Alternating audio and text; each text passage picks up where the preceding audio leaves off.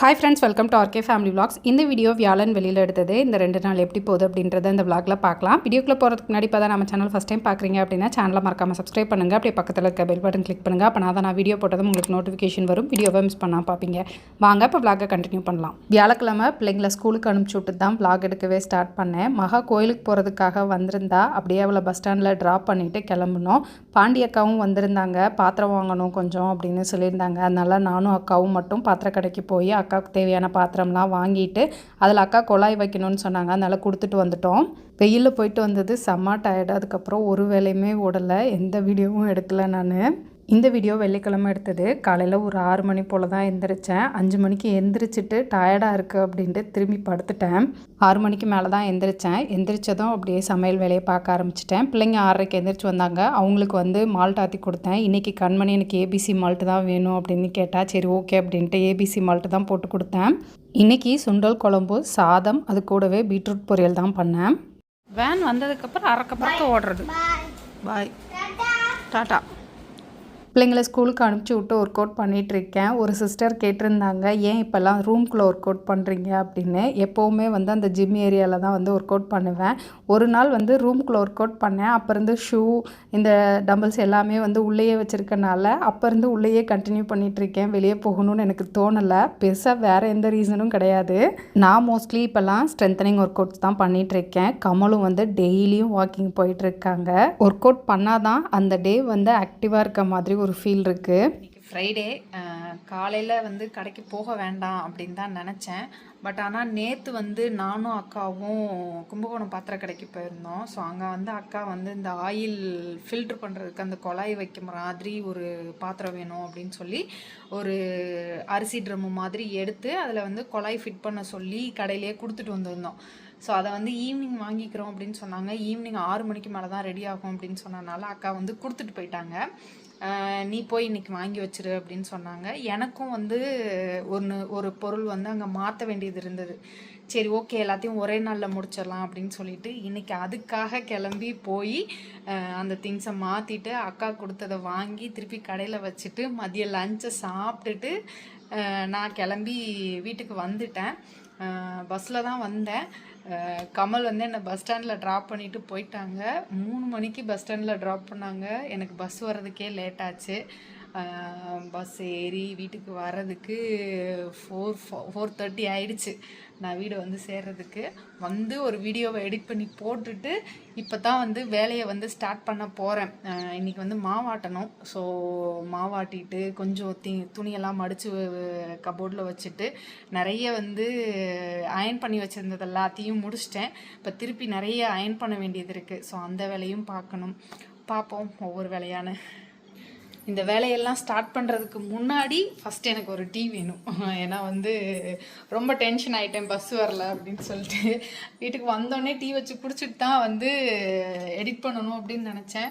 But ஆனால் first வீடியோவை edit பண்ணி போட்டுட்டு அதுக்கப்புறமா நம்ம வந்து டீ வச்சுக்கலாம் அப்படின்னு சொல்லிட்டு வீடியோவை எடிட் பண்ணிட்டேன்.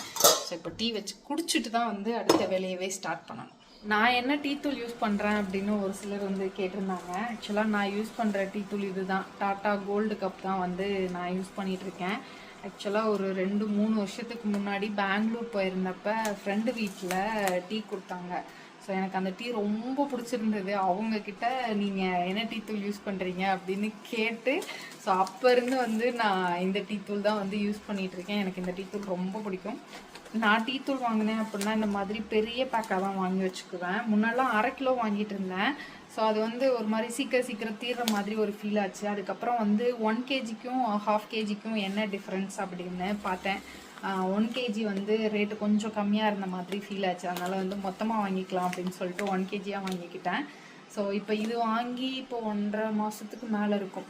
ஸோ இன்னும் 1/4 பாக்கெட் இருக்குது. இதில் வந்து இன்னும் ஒரு 1/2 பாட்டில் வந்து வச்சுருக்கேன். ஸோ இது காலியாகிறதுக்கு இன்னும் ஒரு மாதம் ஆகும். ஸோ அதுக்கப்புறம் தான் வந்து டீ தூள் வாங்குவேன். எப்படியும் 1 kg வாங்கினேன் அப்படின்னா எனக்கு வந்து ஒரு 2-2.5 மாதம் வரும். டீயை போட்டு வந்து ரிலாக்ஸாக அதை உட்காந்து குடிச்சிட்டு அதுக்கப்புறமா தான் வேலையை ஸ்டார்ட் பண்ணேன். யாருக்கெல்லாம் நிறைய வேலை இருக்குது, அதுக்கு முன்னாடி ஒரு டீயை குடிச்சிட்டு ஸ்டார்ட் பண்ணால் நல்லாயிருக்கும் அப்படின்னு நினைப்பீங்க அப்படின்றத கமெண்ட்டில் சொல்லுங்கள். மாவாட்டுறதுக்கு நான் போகிறதுக்கு முன்னாடியே அரிசி உளுந்து எல்லாத்தையும் ஊற வச்சுட்டு தான் போயிருந்தேன். இப்போ வந்து டீயை குடிச்சு முடிச்சுட்டு மாவாட்ட போகிறேன். கடை ஓப்பன் பண்ணதுக்கப்புறமே பெருசாக வீட்டில் நான் மாவாட்டுறது கிடையாது. எனக்கு அத்தை தான் மாவாட்டி கொடுப்பாங்க. இன்றைக்கி நானே மாவாட்டிக்கிறேன் அப்படின்னு சொல்லி ஆட்ட போகிறேன். எப்போவும் அத்தை தான் ஆட்டி தருவாங்க. இன்றைக்கி நான் ஆட்டுறதுக்கு ரீசன் என்னன்னு பார்த்தீங்கன்னா, அத்தை வந்து பெரிய கிரைண்டர் வச்சுருக்காங்க. ஸோ அந்த கிரைண்டரில் அதுக்கு தகுந்த மாதிரி அரிசி உளுந்தெல்லாம் போட்டு ஆட்டினா தான் கரெக்டாக இருக்கும் அப்படின்றனால அத்தை வந்து நிறைய ஆட்டி கொடுத்துருவாங்க. எனக்கு அது காலி ஆகிறதுக்கு ஒரு வாரத்துக்கு மேலே ஆகும். டெய்லி காலையிலையும் தோசை நைட்டும் தோசை அப்படின்றனால பிள்ளைங்க வந்து டெய்லி தோசையா அப்படின்னு கேட்குறாங்க. இப்போ மாவு கம்மியாக இருந்தது அப்படின்னா நான் காலையில் ஒரு நேரம் மட்டும் ஏதாவது செஞ்சுக்கலாம், இல்லை நைட்டு மட்டும் இட்லி தோசைன்னு ஏதாவது ஊற்றிக்கலாம். அதனால தான் வந்து நான் கொஞ்சமாக எனக்கு என்னோடய கிரைண்டரில் சின்ன கிரைண்டரு, அதுக்கு தகுந்த மாதிரி நான் ஆட்டிக்கிறேன் அப்படின்னு சொல்லிட்டு கொஞ்சமாக ஆட்டிக்கிறேன் அப்படின்னு சொல்லிட்டு நானே ஆட்டுறேன். எனக்கு நார்மல் இட்லி தோசை மாவு வந்து ஞாயிற்றுக்கிழமை ஒரு நாள் தான் தேவைப்படும். ஏன்னா ஞாயிற்றுக்கிழமை கண்டிப்பாக நார்மல் இட்லி மட்டன் குழம்பு வேணும். ஸோ அதனால் ஞாயிற்றுக்கிழமை மட்டும் அந்த மாவு இருந்தால் போதும். மித்த நாள்லாம் வந்து காலையில் கூழ் மாதிரி செஞ்சு எடுத்துக்குவோம். பிள்ளைங்களுக்கு வந்து சத்து மாவு கஞ்சி, எங்களுக்கு சத்து மாவு கஞ்சி, கம்மங்கூழ், ராகி கூழ், ஸோ அந்த மாதிரி தான் எடுத்துக்கிறோம். அப்படின்றனால பெருசாக காலையில் டைமில் எங்களுக்கு மாவு தேவைப்படாது. நைட் டைம் மட்டும்தான் மாவு தேவைப்படும். கடைக்கு போயிட்டு வந்தேன் அப்படின்னா நமக்கு வந்து ஈஸியாக இருக்கும் அப்படின்றனால அதுவுமே வந்து மில்லட் தோசை, பாசிப்பயிறு தோசை, ஸோ இந்த மாதிரி செஞ்சுக்கலாம். அதனால மாவு கம்மியாக இருந்தால் போதும் அப்படின்ட்டு கொஞ்சமாக ஆட்டுறேன். கிரைண்டரில் போட்டு விட்டுட்டு துணியெல்லாம் மடித்து எடுத்து வச்சிட்ருக்கேன். என்னோட கபோர்டை களைச்சி விட்டுட்டேன். ஸோ அதை வந்து கொஞ்சம் அரேஞ்ச் பண்ணி வைக்கலாம் அப்படின்னு சொல்லி எடுத்து வச்சிட்ருக்கேன். இதில் நிறைய ட்ரெஸ்ஸஸ் அயர்ன் பண்ண வேண்டிய ட்ரெஸ்ஸஸ்லாம் தனியாக பிரித்து எடுத்து வச்சிட்ருக்கேன்.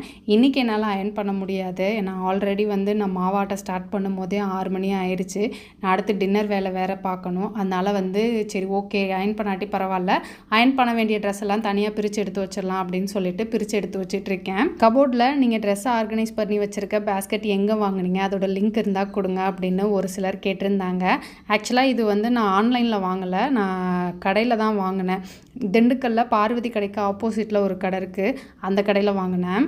துணியெல்லாம் மடித்து வச்சுட்டு ஆஃபீஸ் வேலை கொஞ்சம் இருந்தது, அதையுமே முடிச்சுட்டு வந்தேன். மாவும் நல்லா அரைஞ்சிருச்சு. சரி அப்படியே கையோட தோண்டி எடுத்து வச்சுட்டு க்ளீனிங் வேலையும் பண்ணி முடிச்சிடலாம் அப்படின்ட்டு அந்த வேலையை பார்த்துட்டு இருந்தேன். ரொம்ப நாள் கழித்து மாவாட்டுறதுனால கரெக்டான ரேஷியோ தான் போட்டிருக்கம்மா, கரெக்டான பதத்தில் தான் தோன்றமா அப்படின்னு உள்ளுக்குள்ளே ஒரு டவுட் இருந்துகிட்டே இருந்தது. சரி பார்த்துக்கலாம் அப்படின்னு சொல்லிட்டு தான் வந்து பண்ணேன். மாவை அள்ளி வச்சுட்டு உப்பு போட்டு கரைச்சி வச்சுட்டேன். கையோட கல்லை கழுவிடலாம் அப்படின்னு கழுவிட்டு இருந்தேன். எனக்கு மாவாட்டுறதுல பிடிக்காத ஒரு வேலை இந்த கல்லை கழுவுறது தான். நைட் டின்னருக்கு சிக்கன் தான் செஞ்சுருந்தேன். நான் வந்து சீக்கிரம் டின்னர் எடுத்துக்கணும் அப்படின்றனால சீக்கிரமே செஞ்சு சீக்கிரமே சாப்பிட்டுட்டேன். கடைக்கு போயிட்டு வந்தோம் அப்படின்னா நைட் டின்னர் சாப்பிட்டு முடிக்கிறதுக்கு 9:30 ஆயிடுது. இன்றைக்கி சீக்கிரம் டின்னர் எடுத்துக்கணும்னு எடுத்துக்கிட்டேன்.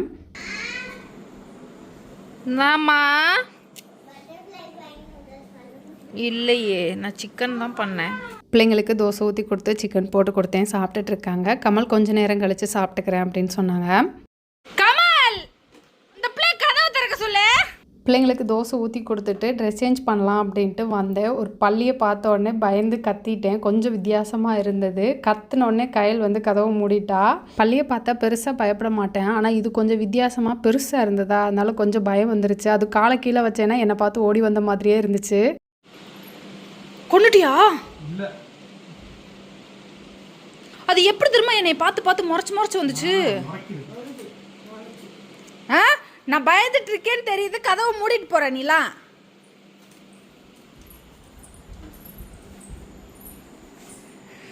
பரிசா